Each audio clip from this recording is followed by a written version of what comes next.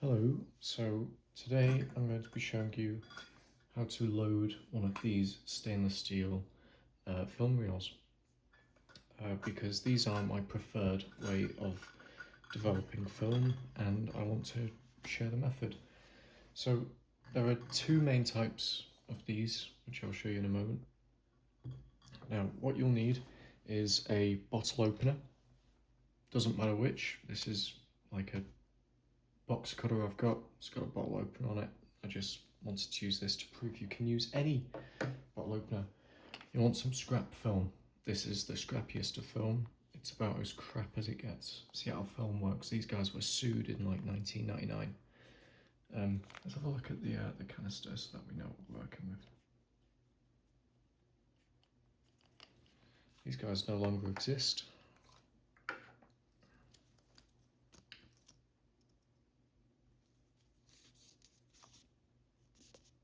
Okay. So let's now have a look at the reel. So you'll have a lid. This is where you dump in water. This is light tight.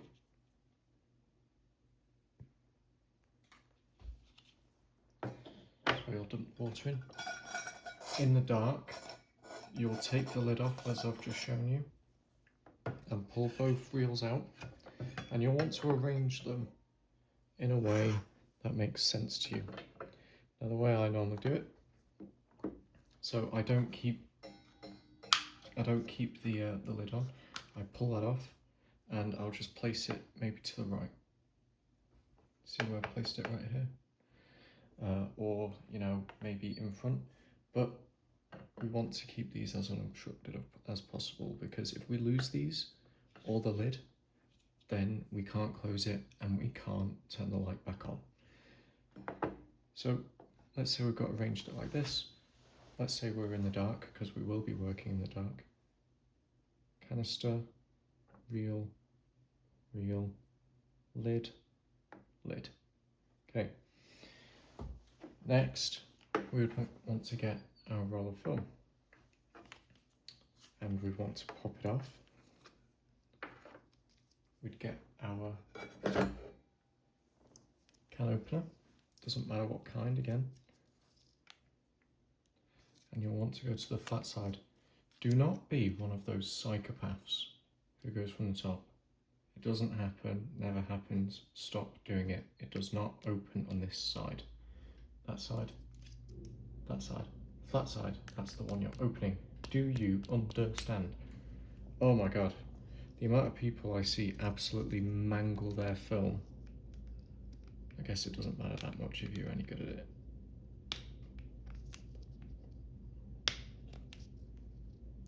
Now, I'm normally very careful. And you do just open it like a bottle of beer. But I go around the edges slowly because I like to save these canisters and display them. That's partially why I'm using this film now. This will just come off like a bottle cap. I'm making it look very hard because I'm trying to save the lid. If you're extra careful, you may be able to reload these, but I won't be going over that.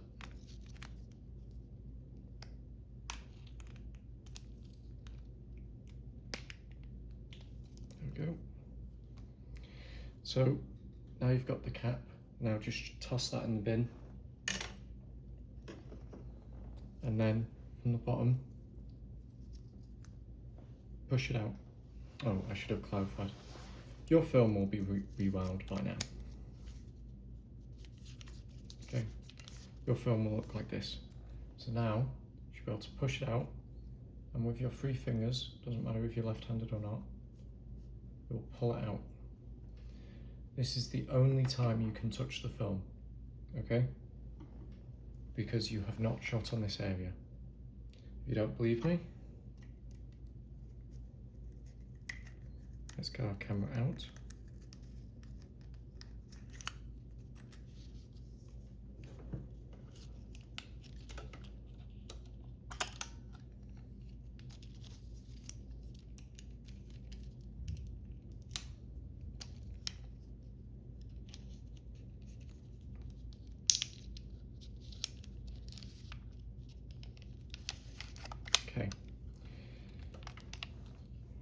this section that you see, any film you see here is destroyed when you're loading your camera.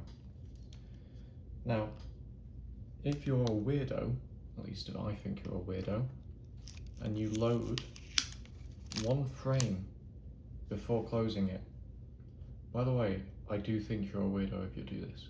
Like, it's correct, sure, but you're wasting a frame.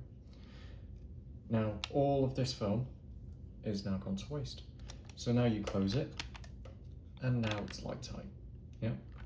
So let's just pull this film out.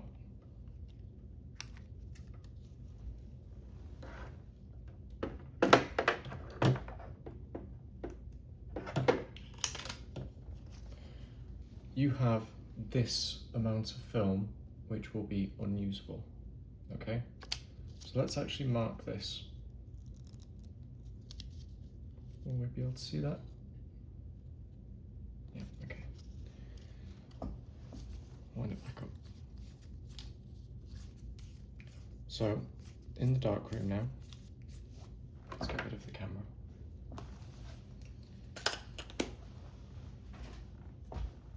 We're working in the dark again. This is the only part of the film we can touch because it's already been destroyed. We're going to open it a little bit, and at this point, we're no longer touching the film, okay? We are touching the perforations, the holes on the sides. The perforations do not have an image on them. You can see now where the film has been destroyed, up to this mark that we just left. All of this can be cut off and it will not affect the film at all. So, what we need to do now to load it onto the reels is cut off the L. That's what this is called, the L. Now, all you do is you hold it side by side and you chop it with a pair of scissors. And you want this line to be perfectly straight. Sounds easier than it is. It's really not easy. But there's a way to cheat. Remember, we have all of this film up until this marker to play with. So all you have to do really, fold it over, feel the edge. Well, now you have a perfectly straight line, don't you? Now, that sounds ridiculous, sure, but trust me, when you're in the darkroom developing your own film, you will feel this happen. I don't have any scissors with me, so please bear with me as I cut this.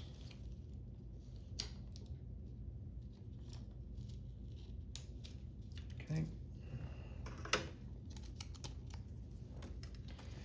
So now we have a vaguely straight line. Your line will be a lot straighter than this. So now, we're still holding it by the edges. We are no longer touching the film at all. If you touch the film on the edges, you'll get your finger oils. Let's see if we can see any. No. Okay, you'll get your finger oils on it and it'll make it harder to develop and may destroy some photos. So you're going to pinch it like this. Now, if you've ever used a tape measure, you want it to be like a tape measure. You can now extend this as far as you want. Well, in theory, as long as it's not expired film, like this. In fact, because this is expired film, I shall cut it.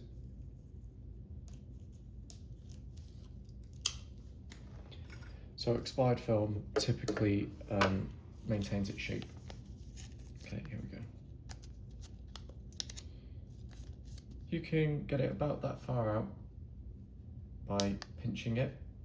Now, again, this is expired film, so we're going to crease it because it's old. You can go about like that.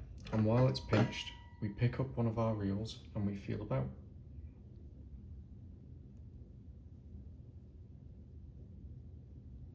Now this is the clip kind. So there are two types. There's one with dog ears, which will sit into the perforations, and there's the clip kind. So with the clip kind, with your hand, you want the side of the clip to be pointing to your fingers. So when you push it down, you open the clip. And now, all you do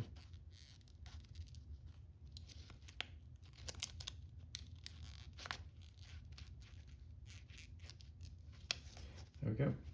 So you hold the clip open with your index finger, and then you push the film in, so you can get it looking a little bit better. Again, we're not touching the film. Oops. It's a bit awkward to do when you've got a camera. Ironically, it's easier when you're not looking, because you feel it. Also, my fingers hurt. I normally do this left-handed because my instructor was left-handed. Okay, so now we're going like this, and we want that to be as straight as possible. And now, do you notice how I'm holding the canister in my palm? I'm not touching the film. If I am touching the film by the perforations, still not touching the film. Okay, we're pinching it still like a tape measure. We're not touching the film. Pinching, oh whoops, of course I'll drop it.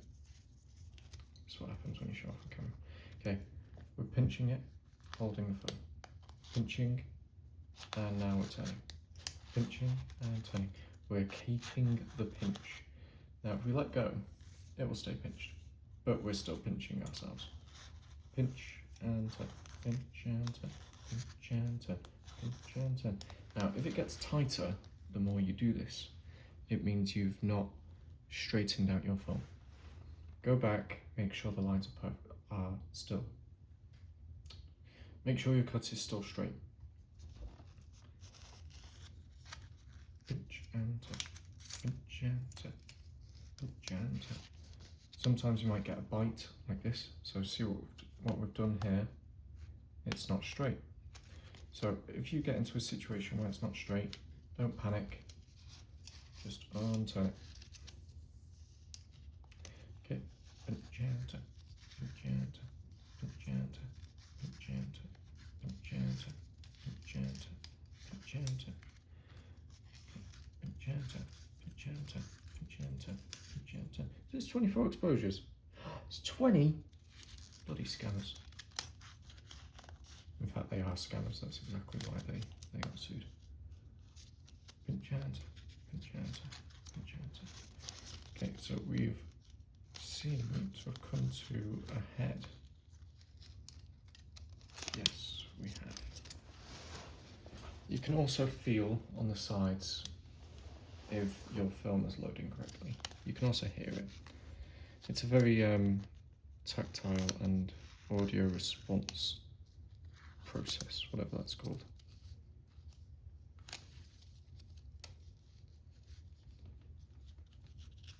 So we're not going in straight anymore, so let's rewind. Don't be afraid to rewind.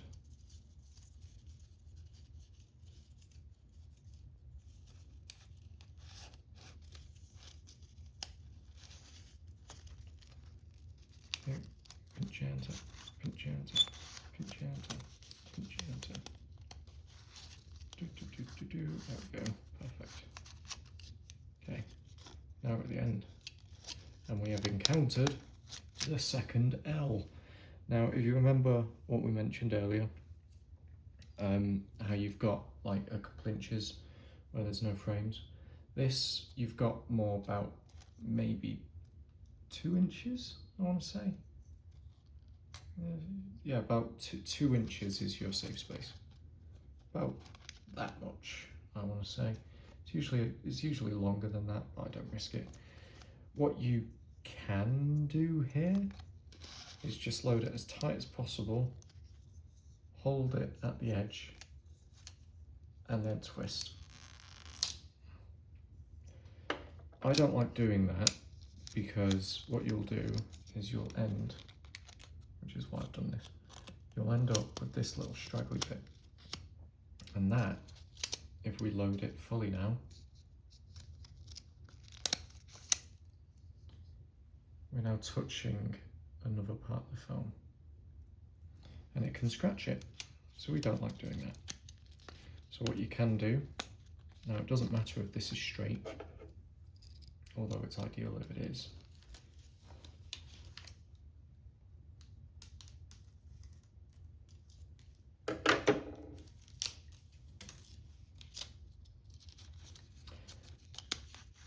gentle.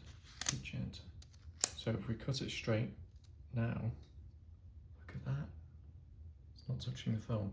We want that, okay? We don't want the film touching itself, which is why you don't rip it off the edge. So now we've got the spool, the canister, the lid, and whatever you call these, the container, to throw in the trash can. But I'm keeping these because I don't know, I'm weird. So next, we just confirm, pick up our, what are these called? Reservoir, get our reel. We go in sideways. We don't go like this and drop it because you can damage stuff. Go in sideways, load it. And then if you're only doing one roll of film, we'll put it in the bottom and we'll put the empty one on top. And then close the lid and we close the lid. If you're doing 2 rolls, put your biggest roll in the bottom. So if you're doing a roll of 36 and a roll of 20, the 36 goes in the bottom. Okay, so again, going in sideways, we'll go searching for the lid. Now, I keep the second lid off because of air pressure. Okay, all the air pressure's gone. Now we can place it. And that's how you load a stainless steel canister. Sorry, developing tank. Yeah, I don't know. I got bored.